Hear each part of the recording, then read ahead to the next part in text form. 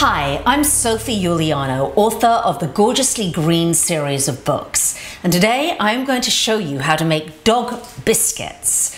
And I love making these for my two dogs because, number one, they're very easy to make. They're inexpensive because if you're buying healthy organic treats for your dogs, they can get really pricey.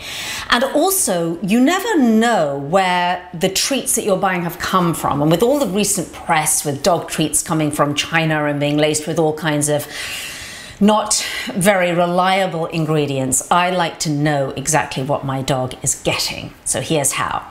So let's get started. We're going to start off with 2 cups or 250 grams of whole wheat flour. And I'm going to add to that a teaspoon of baking powder. I'm then going to add a teaspoon of dried parsley flakes. That will help with your dog's bad breath problems, we hope. Now I'm going to add half a cup or 75 grams of powdered milk. This is an ingredient that I really love, is that I'm going to add 2 tablespoons of ground flax seed or flax meal. And this is really, really good for your dogs because it's full of healthy omegas. And it's really good for their overall health. So that's a fantastic ingredient to put in there.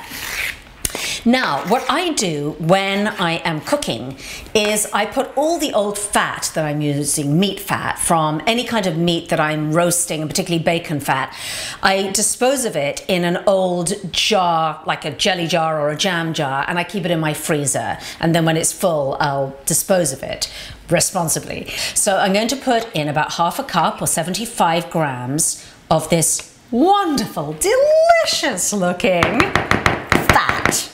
It's good that it's going to good use, is all I can say. All right, so I'm going to mix that around a little bit. And now I'm going to add 1 egg, which I've blended up.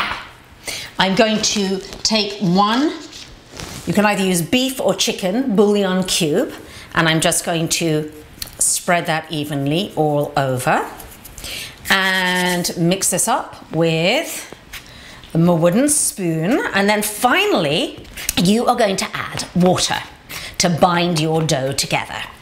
So I have here round about 6 tablespoons of water, but you'll add as much as you need to form a sticky dough.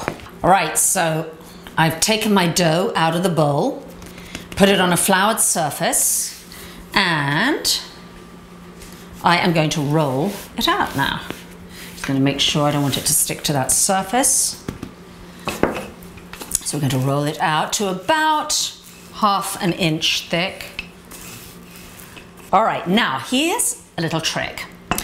Is when you are cutting them out, a regular cookie cutter is going to be probably a little bit too big for some dogs. It obviously cut your cookies out depending on the size of your dog. So if you have a humongous dog, then a regular cookie cutter will be fine. My dogs are tiny, so I'm going to give them a choice. If they've been very good, they'll get that size of cookie.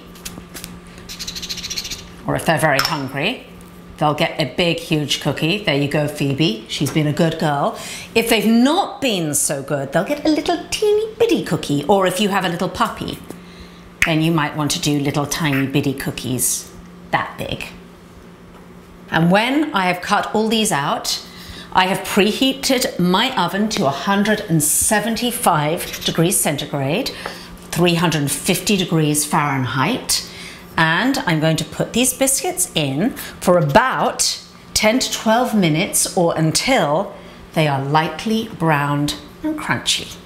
Okay, so I have my dog treats out of the oven. They have cooled, they're perfectly browned. This is Lucky, and he's going to do a little taste test. So I've broken a little piece off.